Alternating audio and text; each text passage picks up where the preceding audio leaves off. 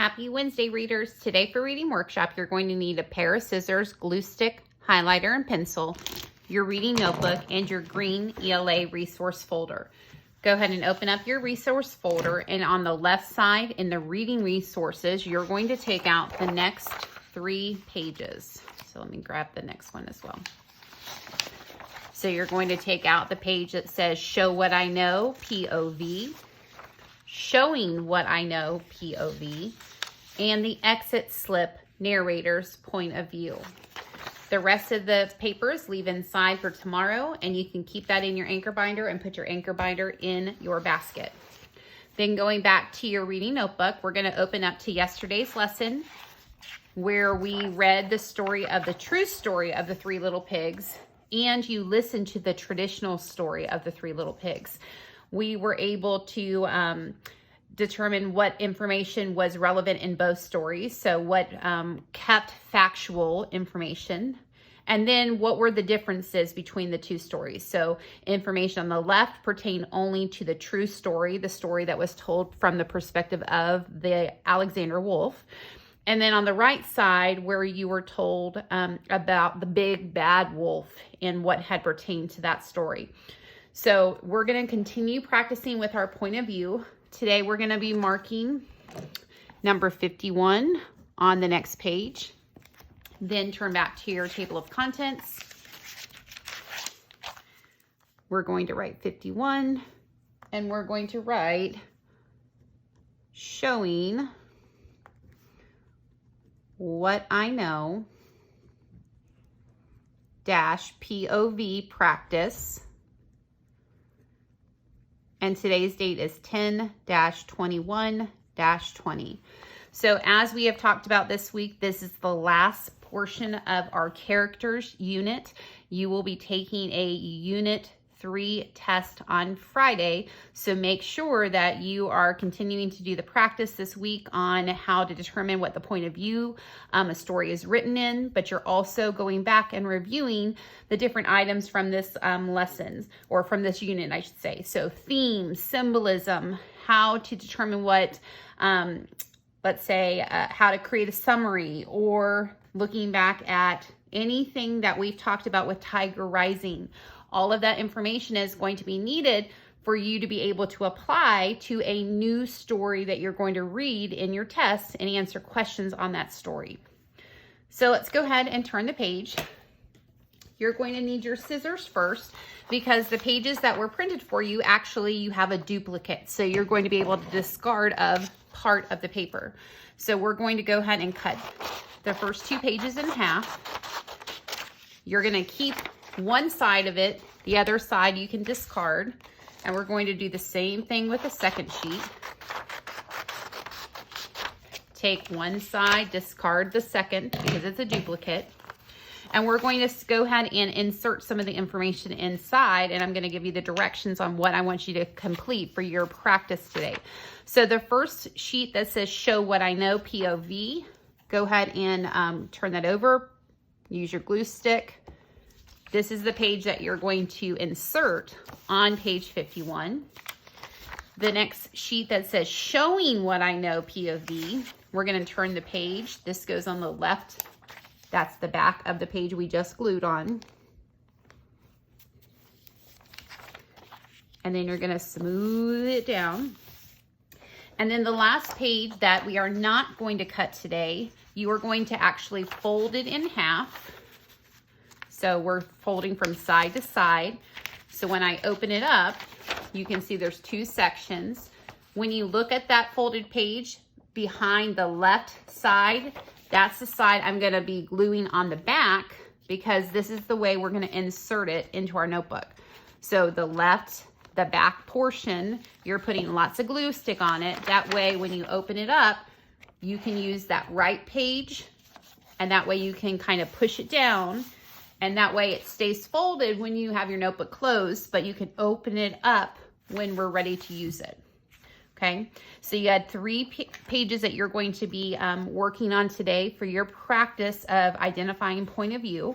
So we're going to go over the directions so you can complete on your own and submit your completed work to me today for your practice. So go back to the original paper that we were just looking at. We're going to highlight the title at the top where it says Show What I Know, POV. And we remember POV means point of view. So the directions for your first page say to decide which passages are written in first person, third person omniscient, and third person limited. So for this, you do not even have second person as a choice. So underline first person, that is when the author is using words like I, me. Third person omniscient is when the author or narrator is giving us insight into all or more than one character's thoughts or actions, because omni means all.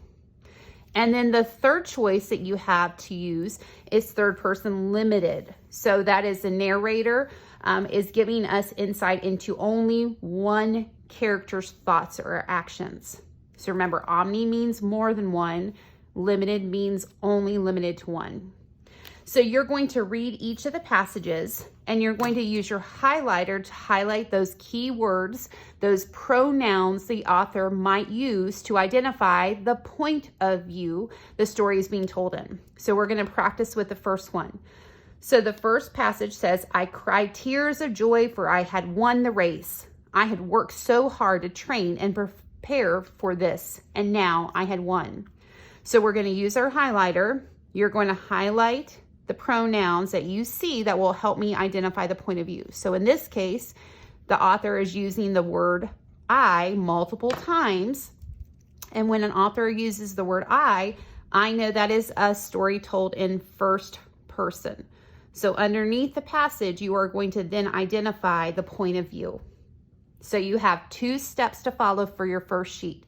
Highlight the pronouns that indicate the point of view, and then identify the point of view that those key words were telling you that the passage is written in. So you are going to complete the next 5 on your own. When you're done with that page, you're going to turn to your second page. This second page is called Showing What I Know, POV. So still practicing identifying the point of view. This time it says, I can describe how a narrator or speaker's point of view influences how events are described. So the first question says, from what point of view is this story told? So once again, you have a small passage. You're looking for those key words, and then you're going to identify, is this small passage a first person? So using words like I or me. Second person is about you, so the author's talking to the reader. Third person limited, we said that the author or the narrator is giving us insight into the thinking or the actions of one character. Third person omniscient, the author or narrator is giving us insight into multiple characters or all of the characters. So read the passage, circle the choice that you feel is the point of view. Second one, you're doing the same type of work. Read the second passage, identify the point of view. So you have 2 practices this time. The last section that you're going to complete on this page says to describe how the narrator's point of view in these stories influences, and this is what is very important, how does it influence how the events are described? So if the author is the one that's telling something that happened to themselves by using the word I, well, then we have the perspective of that skewed thinking of they're probably thinking they're more innocent, or how they felt, or how they were affected by a situation. If an author or narrator gives us in the perspective of another character, we then are able to understand those characters' point of view or how they were thinking in a moment. So think about how those 2 passages are influenced by the point of view for how the author is describing those events. Then you are to write in complete sentences your answer. The last practice you're going to complete today for this is the page we just folded in half and glued down half the page. This side says the exit slip is the narrator's point of view. Read the passages A, so we're gonna first highlight the title. Read passage A and then passage B. Reading passage A, It says to describe how the narrator's point of view influences, so once again, that important word, how the story events are told. So once again, you're going to tell me how those point of views influence the way these two different passages were told. So you have 3 practice pages to complete today. The show what I know, highlighting your pronouns, identifying the POV.